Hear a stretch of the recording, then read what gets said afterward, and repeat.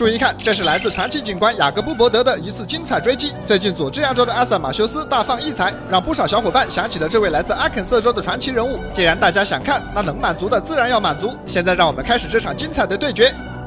警灯一开，悠哉悠哉，赶快去拿纸，蹲下就开始。欢迎收看《最后的自由》，讲美国老哥最后的自由。现在 ASP 阿肯色州的阿瑟·雅各布·伯德在执行中发现了一辆车的车牌与车型不符，而且对方所驾驶的还是一辆道奇挑战者，这让许久没有参团的他 DNA 躁动了起来。而还没意识到情况的老哥还在主动靠边让路，下一秒阿瑟就打开了氛围灯，逮的就是你。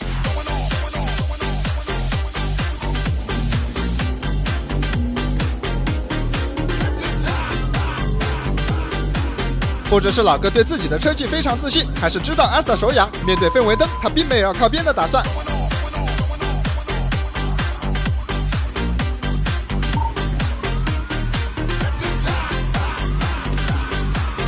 看来老哥对自己的车技非常自信，直接让阿瑟免去了折返跑，开始了这场公平的对决。为什么说公平，并不仅仅是因为同时起步，因为老哥所驾驶的这辆 RT 版的道奇挑战者和阿瑟所驾驶的这辆 RT 版的道奇充电器同宗同源，同款发动机，两辆车都是搭载 5.7 自吸 V8 发动机，最大马力370。不过相比较警车，民用版的挑战者重量更轻，加上没有电子限速，最高时速能达到260公里。所以当来到高速入口时，老哥毫不犹豫地踩下了油门。其实在面对阿肯色州的阿瑟时，上高速并不是一个明智的选择，因为阿瑟的经验非常丰富，时速200往上是他们的家常便饭。而老哥要想从高速逃离，至少要满足4点要求：动力、剩余油量和车技缺一不可。还有一个最容易被忽略的是规划，因为高速的每一个出口距离都非常远，如果不是在动力碾压的情况下，没有好的规划，很难摆脱阿瑟。就像此刻，只是说话间，两人的车速便已经接近了220公里每小时。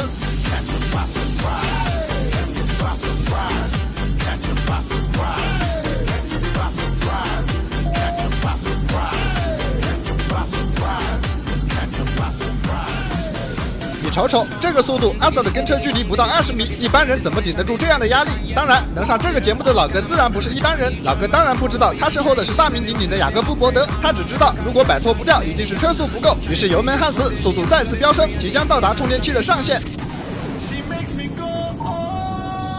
注意看这里的细节，当老哥减速时，阿瑟就已经向左变道，提前让出半个身位，没有选择向右，说明他已经预判到了老哥前方有 NPC， 给自己留出了足够的闪避空间，这样进可攻，退可守。如果老哥的车速过慢，他甚至可以直接上去贴，这心思可谓是相当细腻。这种情况非常常见，有些喜欢开快车的朋友一定要做好预判，尤其是在从右侧超车时，极其容易被挡住视线，看不见右前方有车。再回到镜头之中，面对路上时不时出现的 NPC， 两人的时速始终保持在200公里以上。看来相比阿瑟，这老哥的实力也不差。让我们来看一下战力表。好，这居然是位6星老哥，难怪能和阿瑟拉扯这么长时间。而才刚刚超过 NPC， 老哥便开始发力，这一脚油门下去，第一次和阿瑟拉开了距离，看来也是在向阿瑟展示着他的实力。就在距离越来越远时，老哥突然放慢了车速，而我正疑惑不解时，突然看到了头顶的路牌，孟菲斯在前方右拐。好，原来是要换高速。阿瑟也是一眼就看出了他的想法，趁机跟了上来。有些新来的小伙伴可能不太清楚，孟菲斯是隔壁田纳西州的地界，阿瑟在那边没有执法权限，所以只要老哥跑到了孟菲斯，阿瑟就会放弃。而这两个州之间隔了一条密西西比河，唯二的通道是这条河上有2座桥梁，只要过桥，阿瑟就不追，因此也被网友戏称为自由之桥。而老哥选择这条路的目的，阿瑟也是向后灯捉迷藏，一眼就发现了，不愧是6星大佬的对决，双方车技意识全都在线，只能比谁的失误更少了。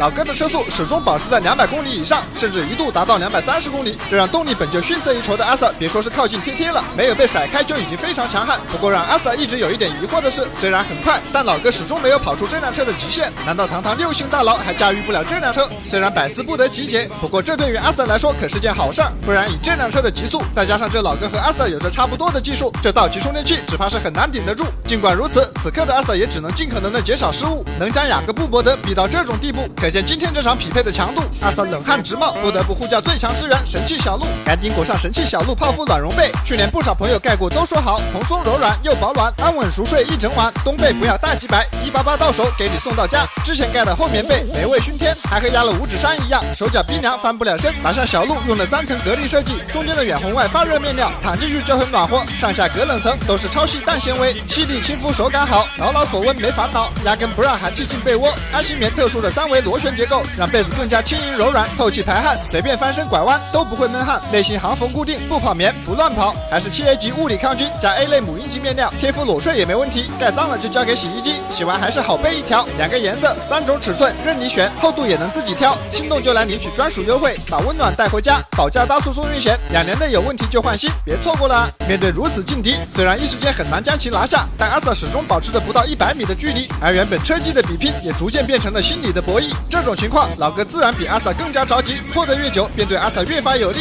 S 时距离自由之桥还有一定的距离，鉴于身后这位阿萨恐怖的压迫力，能否坚持到目的地，老哥心里也没有底，但肯定不能这样坐以待毙。很快，他的脑海里便浮出了一个新的计划。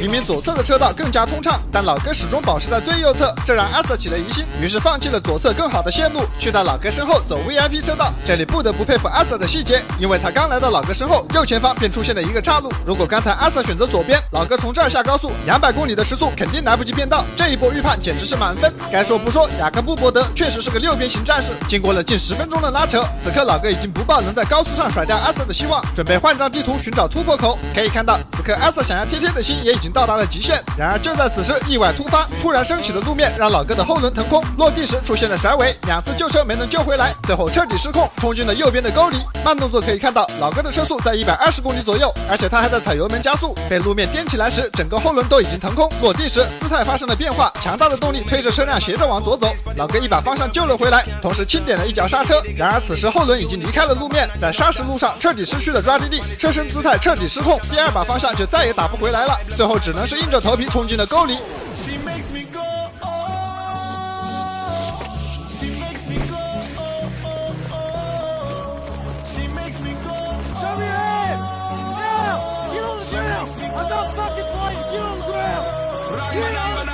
至此，这场巅峰对决以这样戏剧性的方式分出了胜负，车里3人，2人落网，老哥在逃。另外还搜出了2把 biu biu biu，而经过调查发现，老哥这辆车是一辆拼好车。这种情况在能源够发达的地区极为常见，而改装车文化盛行的美国更是有一条完整的产业链。先是由老哥出面摸走野生汽车卖给黑店，由店家拆散成零件，每收3台车就有2台拼好车下线。由于只要半价，自然有很多哥们心甘情愿。而老哥之所以跑不出这辆车最高车速的原因，也在2位队友落网后有了答案。我们在前面说到，警车可能会更重，看见这哥们儿，我们得收回这句话了。也难怪最后失控前落地的惯性会有那么大，堂堂6星大佬，最后输就输在了队友的体重上。不仅如此，在阿 Sir 的一顿徐徐善诱后，这位队友很快便供出了老哥的所有信息，这下当场跑掉也没用，迟早要失去自己最后的自由。而在押送着老哥上车时，发生了这样的对话。